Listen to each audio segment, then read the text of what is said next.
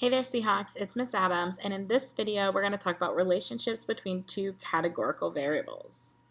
All right, so our first problem, it says the data from a survey of 50 students is shown in the Venn diagram. The students were asked whether or not they are taking a foreign language and whether or not they played a sport.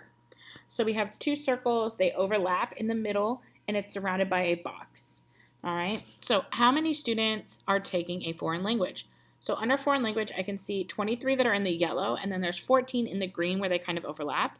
So I will need to add those. So 23 and 14 makes 37. How many students played a sport? So same thing for sport. I'm going to take the 14 where they overlap plus the 10 that were just doing a sport, and that gives me 24. How many students are doing both? Well, that would just be the section that overlaps, which is 14. How many students do not play a sport and do not take a foreign language? Okay, so they're not doing a sport, they're not doing a foreign language, they're not doing both, they're not doing any of that. So inside of the box, there's a number that's not inside the circles, which is 3. Or you can take all the other numbers and subtract it from 50 to find that number. How many students played a sport but do not take a foreign language? So they played a sport, but they're not in any of that overlapping section, so that would be 10. All right, so now we're going to take that data and we're going to put it into this table. A two-way frequency table shows data that pertains to two different categories. So I'm using the same situation. So I have play sport, do not play a sport, take a foreign language, do not take a foreign language. So I have those two scenarios. All right, so I have if they play a sport and they take a foreign language, that's the overlap, which is 14. Then I have 23 students that take a foreign language but do not play a sport. I have 10 students that play a sport but do not take a foreign language. And then I know that I have 50 students total. I have 3 students that do not take a foreign language and do not play a sport. And then I'm just going to add these across or add them vertically. So 14 plus 23 is 37. 10 plus 3 is 13. 14 plus 10 is 24, 23 plus 3 is 26. So now I've filled in that two-way frequency table using the same data that I started with. All right, a two-way table can show relative frequencies for rows or for columns rather than for the actual values. So you're going to make a two-way relative frequency table by the whole table, by the row, and by the column. So remember, relative frequencies means you're putting them as percentages or decimals, like parts of the total. Okay, so you're taking each part and you're dividing it by the total.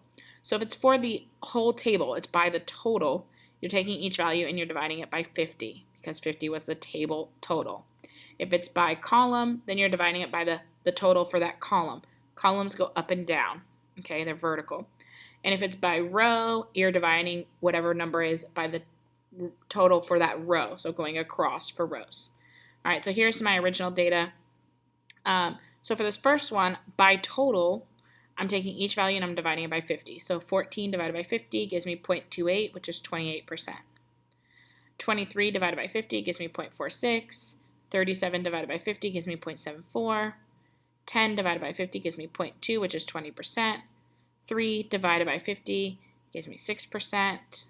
13 divided by 50 gives me 26%. 24 divided by 50 gives me 48%. 52 divided by 26 divided by 50 gives me 52%, and 50 divided by 50 gives me 100%.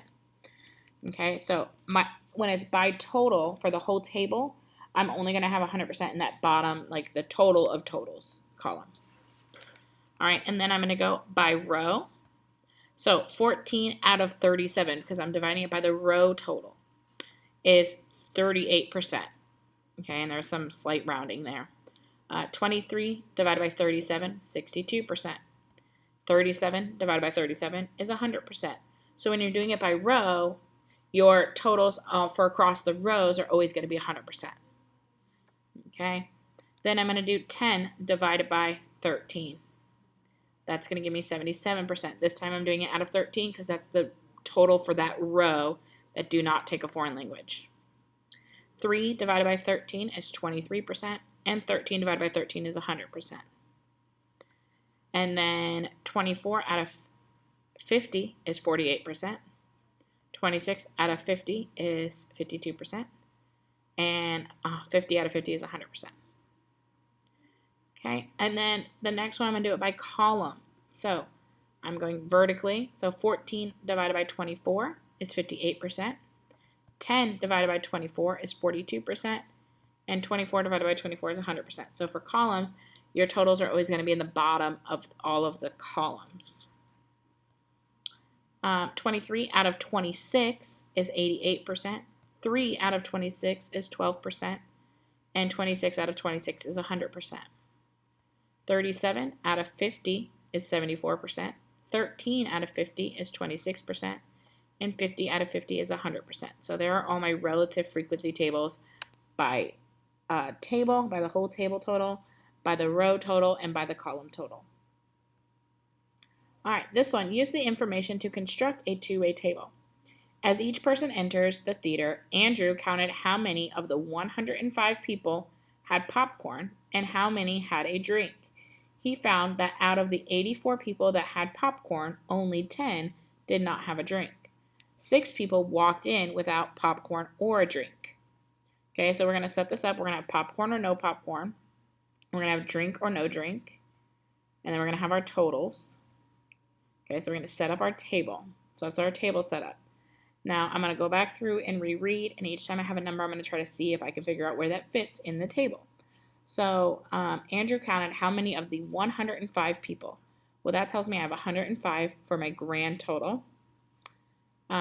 He found that out of the 84 people that had popcorn, so that means 84 people total had popcorn, only 10 out of the 84 that had popcorn, only 10 of those did not have a drink.